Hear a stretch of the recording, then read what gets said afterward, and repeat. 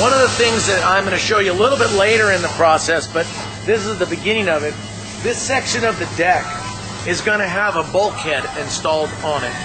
And one of the big problems with boats out there in the field is this deck is a heavy piece of equipment. And as the boat bounces down the water, that deck wants to flex, constantly wants to flex in.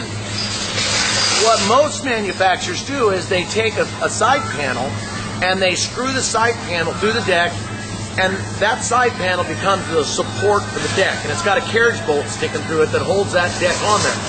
Well, all the weight of the deck coming down on top of that carriage bolt year after year, and sooner or later that carriage bolt starts to loosen up.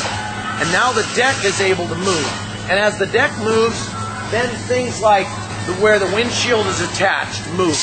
Now the windshield loosens up. When we get a little bit further, I'll show you the side bulkheads that we install to support the deck, making the deck self-supported. Now when we go into upholstery, we hang the upholstery on the sidewall of the boat. The upholstery has nothing to do with the structure of the boat. That's another huge difference between some of our competitors and the way we build a boat.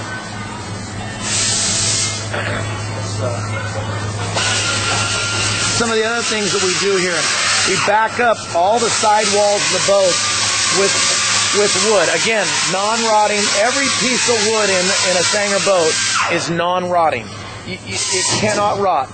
Yet we back it all up so that the structure that you get is tough. Where the vents come through is backed up. Where there are grab handles that come through is backed up. Down here where you've got a handle coming in down here, that's backed up. So when those through bolts come through there and they secure that through bolt, it's got some support. All the wiring is loomed through PVC pipe, keeping that wiring from hanging down and allowing that wiring to come through. The dashboard area. Look at the thickness of the fiberglass in the dash area. The structure of our dash doesn't come from the shroud that the actual gauges are mounted to.